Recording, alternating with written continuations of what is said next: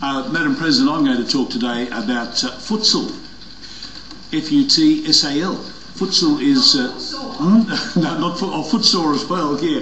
Again, do not allow yourself to be distracted. I am sticking to the 5-minute timeline. Thank you. Futsal is an indoor soccer game that's endorsed by FIFA, and it's said to be one of the world's most exciting games to watch and to play.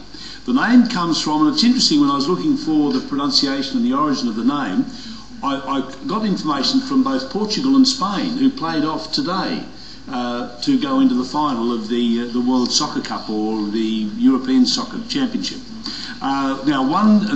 It's Portuguese for hall football, futsal, or indoor football, futebol de salão, or in Spanish, it's football de salón. Mr. Faulty, Kerry. But it became big in the 1980s, but only became officially termed futsal when the second World Championship was played in Madrid in 1985. Now, I'll come to my reason for talking about futsal in a moment, Madam President, but I just want to explain the rules, even if only to help you with Trivial Pursuit, okay? Futsal is played between two teams, each with 5 players, one of whom is the goalkeeper. Unlimited substitutions are permitted. Unlike some other forms of indoor football, the game is played on a hard court surfaces delimited by lines, walls and boards are not used. Futsal is also played with a smaller ball with less bounce than a regular football.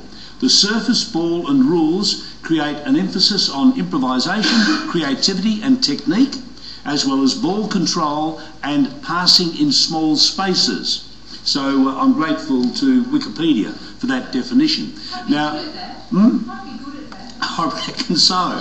Futsal has been taken up by a Launceston organisation that's close to my heart, Madam President, the New Horizons Club, which organises sporting activities to allow people with disabilities to compete at their own level, displaying their own unique skills and abilities. New Horizons has, since 1986, been promoting the link between people with disabilities and their hopes and dreams of becoming involved in activities that most people, like us, just simply take for granted. The club is affiliated with Paralympics and OzRapid and also Special Olympics, providing an avenue for our local athletes with disabilities to attain standard, national standard, state standard, national standard, international standard recognition.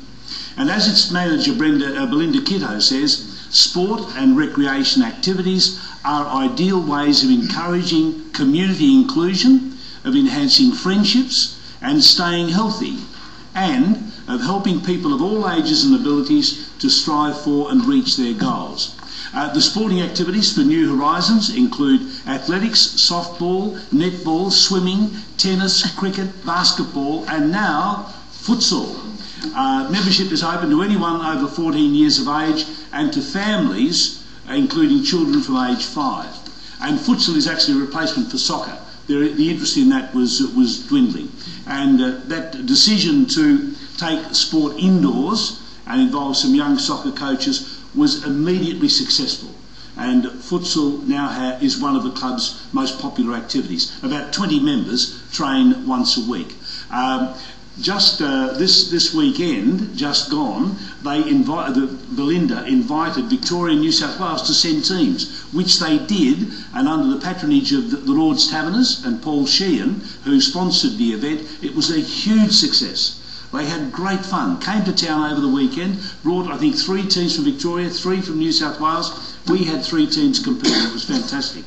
As well as sport, the club has numerous social and fundraising events culminating in the Finch's Christmas picnic every year, which is a great event. We're December the 11th this year. But just want to say, Madam President, just in closing, if I might, they train at the Orphan Sports Complex, but New Horizons hopes to have its own futsal facilities when it develops its planned sports centre.